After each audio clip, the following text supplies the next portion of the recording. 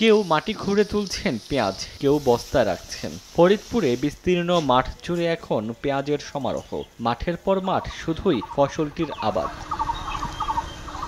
কিন্তু কৃষকের চোখে মুখে মলিন হাসি, কারণ উৎপাদন ব্যয়ের তুলনায় ফসলটির বাজার দর কম। বর্তমানে বাজারগুলোতে পাইকারি পেঁয়াজের দাম মন প্রতি 1100 থেকে 1300 টাকা পর্যন্ত। আবহাওয়া অনুকূলে থাকায় ফলনও হয়েছে কম, পাশাপাশি দাম কম পাওয়ায় লোকসানের সংখ্যা রয়েছেন চাষিরা।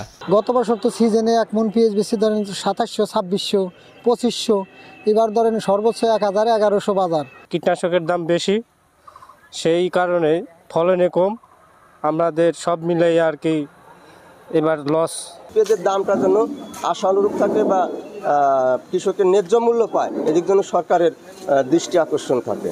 কৃষি সম্প্রসারণ অধিদপ্তরের তথ্য মতে গত বছর পেঁয়াজের ভালো দর পাওয়ায় এবার চাষিরা লক্ষ্যমাত্রার চেয়ে আরও 5000 হেক্টর বেশি জমিতে আবাদ করেছেন।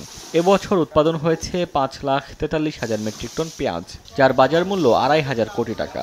এবছর যেহেতু শীতের প্রভাব একটু কম ছিল এবং মৌসুমের শেষের দিকে বৃষ্টিপাত একেবারেই হয় নাই, যার ফলে পেঁয়াজের উৎপাদন সামান্য কিছু কম হইলেও কিন্তু আমাদের যেহেতু এরিয়া বেশি, আমরা আশা করছি যে আমাদের টোটাল যে উৎপাদন, এই উৎপাদন আমাদের যে লক্ষ্যমাত্রা, এই লক্ষ্যমাত্রার চেয়ে অনেক বেশি হবে।